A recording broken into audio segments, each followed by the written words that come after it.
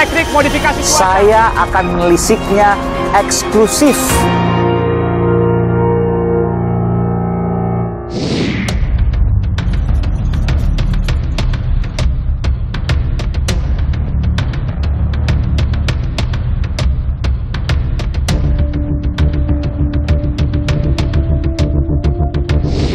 Dan saudara, saya ingin mengonfirmasi semua temuan saya kepada Dekan Fakultas Kedokteran Universitas Indonesia yang juga anggota pertimbangan dari Pengurus Besar Ikatan Dokter Indonesia, Profesor Dr. Ari Fahrialsyam.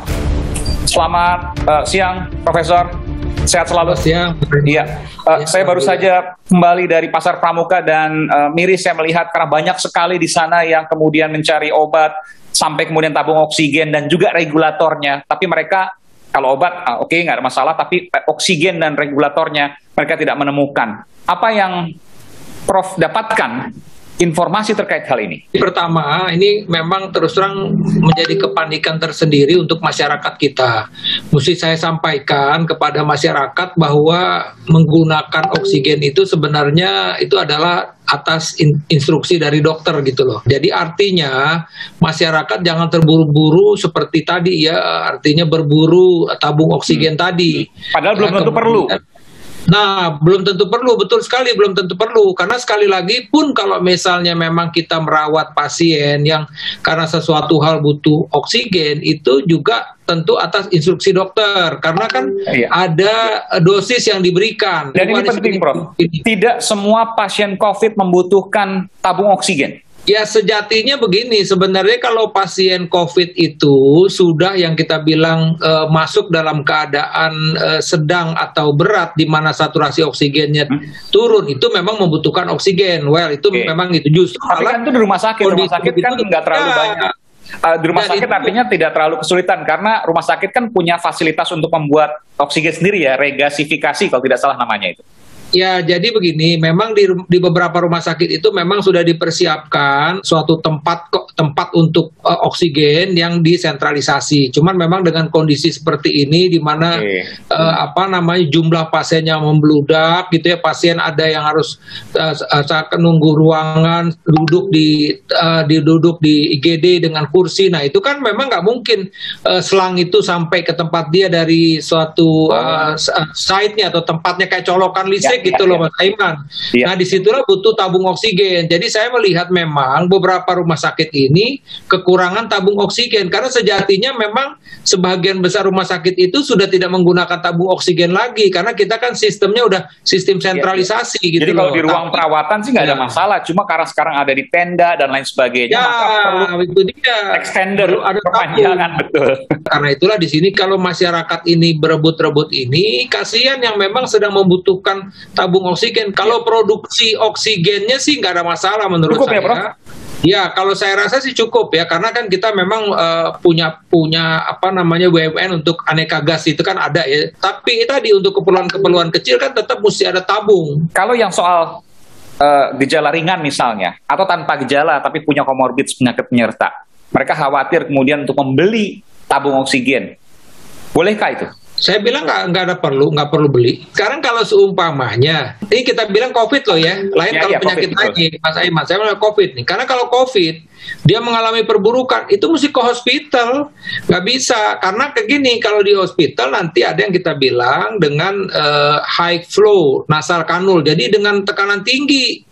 Kalau yang dikanul sedikit itu hanya untuk kepentingan emergensi saja, paling 2 liter, 4 liter gitu loh di hidung itu saja. Kalau mesti pakai alat lagi kan tidak mungkin dikerjakan di rumah, itu bukan home care, itu mesti di hospital. Iya, ada juga sekarang video yang viral, Prof, membuat oksigen sendiri dari aerator. Aerator itu adalah untuk oksigen ikan, sering dibilangnya seperti itu ya. Ya, betul. Itu nggak membantu sama sekali.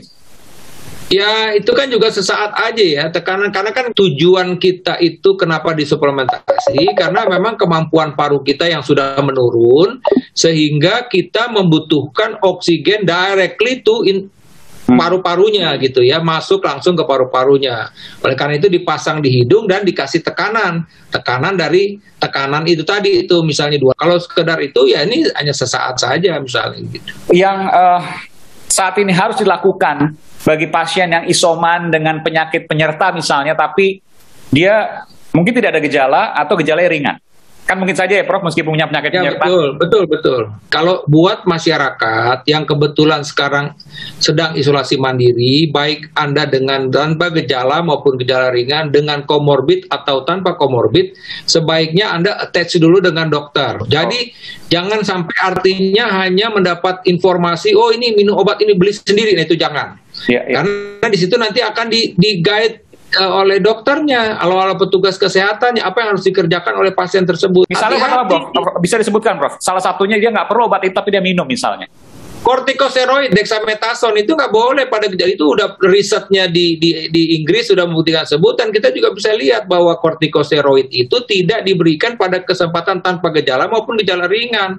Bahkan sedang pun juga kita lihat, kalaupun mau diinjeksi sedang dan berat gitu loh. Karena obat itu banyak efek sampingnya. Dari nggak mau makan, pasien itu menjadi mual. Padahal orang yang isoman itu membutuhkan makan yang cukup, makan yang banyak. Ketika dia nggak mau makan, itu akan drop. Karena sebenarnya sejatinya kan dia berarti kalau dia itu ringan atau tanpa gejala, berarti kan daya tahan tubuhnya cukup baik untuk melawan virus tersebut. Nah, dia harus support dengan makan agar dia di-maintain dulu dalam seminggu 2 minggu ini. Paham saya, kita ini memang dalam keadaan kecemasan yang luar biasa. Tapi justru di dalam kecemasan itu kita harus mesti tenang dulu.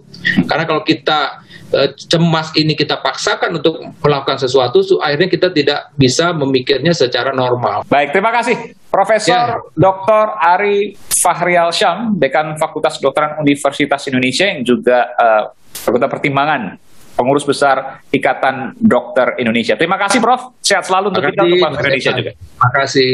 Terima kasih.